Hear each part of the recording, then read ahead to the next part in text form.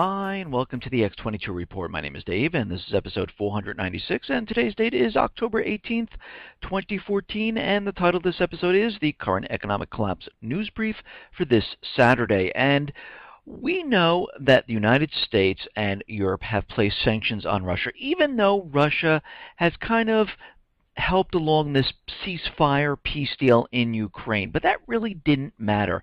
And what we're seeing is they're continually trying to provoke Russia, continually, nonstop, because we have to understand the United States government, central bankers realize that this entire system is coming down. And what we have seen today is that the Moody's International Ratings Agency downgraded Russia's credit from Baa2 to Baa1, naming the Ukrainian crisis and the Western economic sanctions among the main drivers for this downgrade. And we can see they're continually doing this. And we have to remember these credit rating agencies are controlled by banks and the central bank. Just remember back to the 2008 crisis. They put their AAA rating on the subprime securities and said they were completely safe, no problem whatsoever, and then we come to find out that they were all toxic. And we can see right now China and Russia, they realize this, they realize everything is fixed, and what they're doing is they are creating their own rating agency. Now, does that mean it's going to be any better than this? Will it be an honest rating agency? Well, we really don't know. But they're sick and tired of this central banking rating agency system rating their countries, and they decided, you know what, the BRIC countries need their own. And we can see they're moving, again, separate and apart from what's going on here. Now, I see FBI director out there, Comey. He is just yelling and screaming about how could Apple and Google place this encryption on the phones? This is not right. And he's going on and on and on and on and on. Now, there's either two things happening here. One, there is encryption, and they don't know the method or the key, and they can't get into it. And, of course, they love to access everyone's phone. They like to get all the information. Or he's saying this so everyone feels like their phones are secure and safe, and everyone places their personal information, their bank account information, and anything else on their phone, and giving everyone that feeling of, it's okay, you can do this. But we have to remember, if we go on the view that they are encrypted, again, the United States government has no right whatsoever to impede on our privacy or to search through things. I mean, look at the Fourth Amendment here. The right of the people to be secure in their persons, houses, papers, and effects. Your phone is your effect. Against unreasonable searches and seizures shall not be violated, and no warrants shall issue but upon probable cause, supported by oath or affirmation, and particularly describing the place to be searched and the persons or things to be seized. And we can see right now Comey is out there, and he's kind of pissed. He spent about an hour attacking the companies and the very idea of encryption, even suggesting that Congress should pass a law banning the practice of default encryption. Now, think about this. In your home, you have a safe. That's where you keep your documents. That is your encryption right there. It's the same thing on your phone, and the only way the U.S. government or any other type of law agency can get into this is by a warrant, and it should be the same exact thing with your phone. There's absolutely no difference whatsoever, and him just screaming and yelling is absolutely ridiculous. He needs to take a look at the Constitution here and understand what is going on. And of course, there are two things happening here. Either he wants you to feel comfortable, or they really can't get in. Either way, don't keep anything on your phone that's really important. I don't keep anything on my phone that's important whatsoever. Anything that's important should be kept in a safe, hidden away from government whatsoever. You need to protect yourself. You have the right to privacy. The only way they can see these things is through a warrant. But as we know, the NSA, the FBI, DHS, they all have back doors into all our electronic devices, and they are completely in violation of the Fourth Amendment, but they don't really care because we're heading towards the end game, and we can see right now this is completely unacceptable to the people of the United States. Now, it looks like Obamacare is having more and more problems right now. Obamacare customers fear to make use of their taxpayer subsidies, hyper-regulated benefits because the deductibles are so high. Insurance premiums rising at least as much as they would have without the trillion plus dollars sunk into Obamacare, and absolutely skyrocketing because of the Affordable Care Act in many parts of the country. But even among those who receive enough subsidy money from the rest of us to offset high premiums, killer deductibles make their coverage much more expensive in practice, to the point of rendering them virtually useless. And I've said this many, many times before, and now people are starting to realize this, because when your deductible is very high, and of course many of these policies are very high, and we'll just pick one out. Let's say it's $5,000 for the family. You will continually pay $400, $500, $300 a month or $200 a month for your insurance, and then you have to dig deep back into your pocket and pull out more money to go to the doctor until you reach that deductible. If it's $5,000 for the family, that means the entire family has to reach $5,000. So if you go to the doctor and it's $200, insurance is not going to cover this. You have to pay $200 plus your premium each month. And the deductible resets every year. And people are starting to realize, well, wait a minute, I know I got subsidized, but now I have to pay out of pocket? This makes no sense. So now I'm only paying $100 a month, but I just paid $200 to go to the doctor, $100 this time, $300 that time, and by the time you're done, if your deductible is $5,000, you spent a lot of money. And people are starting to wake up and realize this, that this whole system was not designed to benefit the people. It was designed to bring in money to the government and to the insurance companies. Now, it looks like the Trans-Pacific Partnership Agreement, there is an update from WikiLeaks. The TPP is the world's largest economic trade agreement that will, if it comes into force, encompass more than 40% of the world's GDP. And of course, this is something they like to keep private. They don't want anyone to read it or understand it, but there are leaks that come out. The IP Charter covers topics from pharmaceuticals, patent registration, and copyright issues to digital rights. Experts say it will affect freedom of information, civil liberties, and access to medicines globally.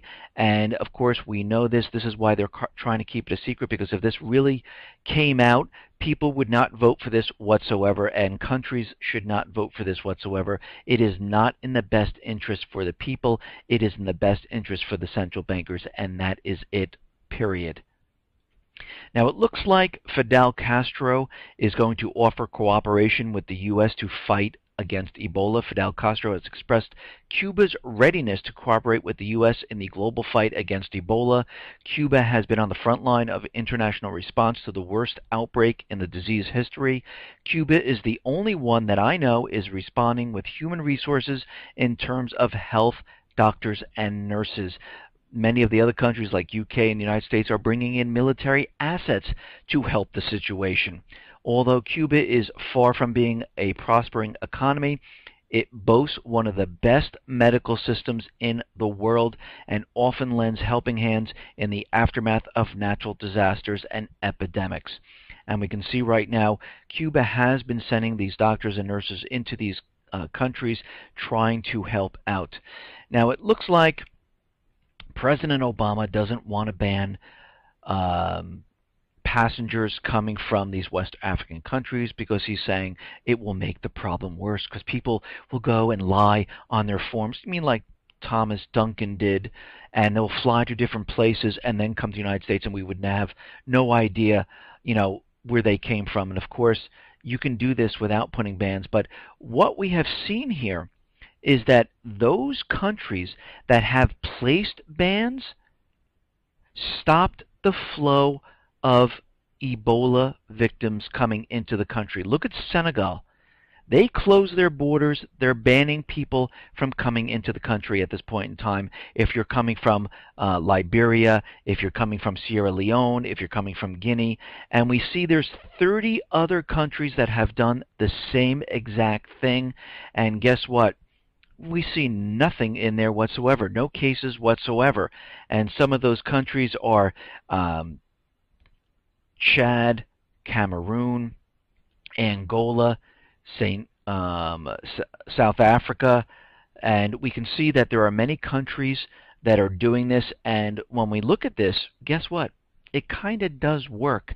And basically what we need from all of this is we need a reliable test to test people to find out if they have it or not. But I think if they do put a ban on those people coming from West Africa, yes, every little bit helps.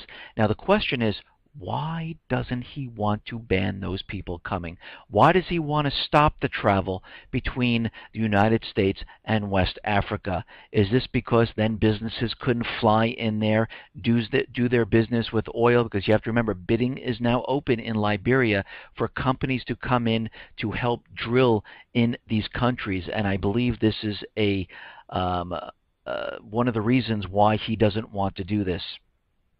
Now, it looks like a new report claims that President Obama is considering a plan to bring the world's Ebola patients to the United States to be treated.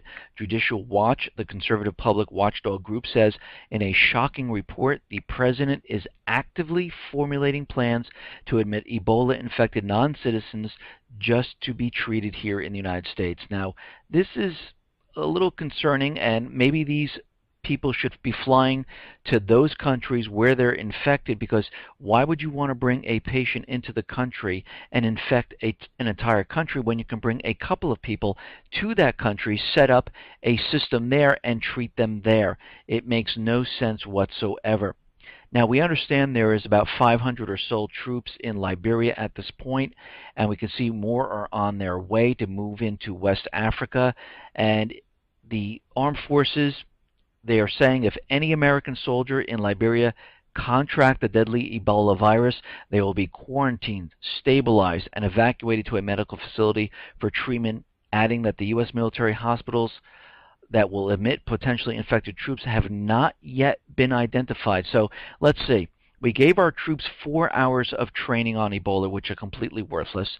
We sent military troops down into these countries, and we have no procedures whatsoever in place if any of these soldiers get infected.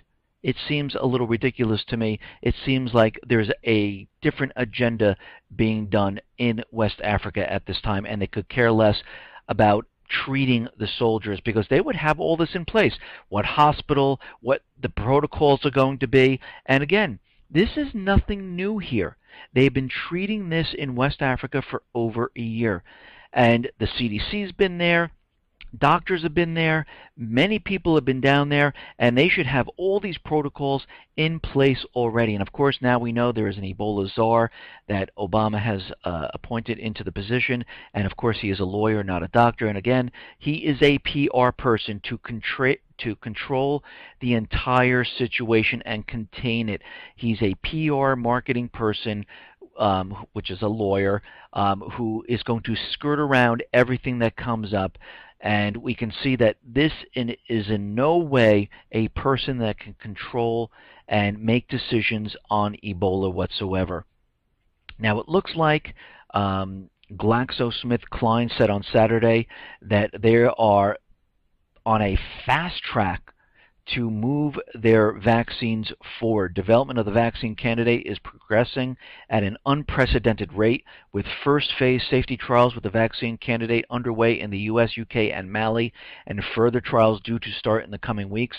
The firm said in a statement posted on its website, the company said preliminary data from the trials was expected by the end of 2014, and that if successful, the next phase involving the vaccination of frontline health care workers in Sierra Leone, Guinea, and Liberia would begin in the early 2015. Now we can see that all of a sudden we have all these vaccines on a fast track trying to vaccinate all these people. We have this new Ebola czar, and again, the administration's out there saying we weren't looking for someone who is an expert in Ebola. Well, if he's the Ebola czar, shouldn't he be someone who is an expert in Ebola? We shouldn't have a marketing PR person who knows the law to skirt around it to give us stories about what's really going on, and this is exactly what they're doing. The reason for all of this is what? Well, we can see, and we have to follow the money. Now, as we have the Ebola czar, Obama, of course, will be asking Congress for a lot more money. Where will this money flow to? To the vaccine companies to help them develop this vaccine. Then where will this go? This will go probably to mandatory vaccines later on, and we can see they are on a fast track. And again, there is always multiple agendas with these types of things. Now, in Ukraine, it looks like Poroshenko and Russia have decided and agreed on a gas deal for the winter. It looks like it's $385 per 1,000 cubic meters for the winter supply, and it seems like they are continually talking. They're making peace right now, and we still have to remember there is Yatsenyuk, John Kerry, and the central bankers all on the other side, and we're going to have to see how this plays out. But it looks like Poroshenko is looking at his people, looking out his window, seeing rioting, protesting, and he is getting worried. Now, we understand the United States central government, the United States central bankers are continually bombing the Islamic State in Iraq and Syria, and the Iraqi government now has opened an air corridor for jets from the U.S.-led coalition against the Islamic State, with the exception of aircraft belonging to the United Arab Emirates. Now, why did they do this? Not sure at this point in time, but what we can see is happening is they are putting everything into place to move this along very, very quickly. You have to remember, the U.S. government already knows what their plans are, and they always put everything into place beforehand, and they always say, oh, look, we have that ready already. Just like certain bills, like the new bill that's going around where they can go after any terrorists anywhere in the world if they're Islamic State, Al-Qaeda, Boko Haram, or any other terrorist. Charles Rangel already has the draft bill sitting there waiting. They've already set up a division headquarters in Iraq that can support 10 to 30,000 soldiers. We can see they've been clearing the area in Syria right now, in the eastern section and the northern section, destroying the air bases and all the infrastructure. We can see already they have the propaganda out there that the Islamic State now can fly planes. All of this is in preparation. They do it very, very slowly, very methodically, to make sure they have everything in place. Then all of a sudden they say, wow, look what happened. We already have something in place to cover that. And we've seen this many, many times before. We also know with Ebola, it looks like FEMA has a pandemic drill going on. And of course, we've seen this many, many times before, and we need to watch this. When the World Trade Centers came down, there was a FEMA drill happening the day before it even happened. And now we have the FEMA pandemic drill going on until December of 2014.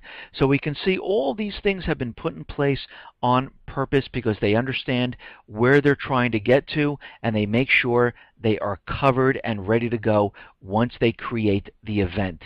Listen, everyone, thanks a lot for listening. Be well, be safe, and especially be prepared. Thanks a lot.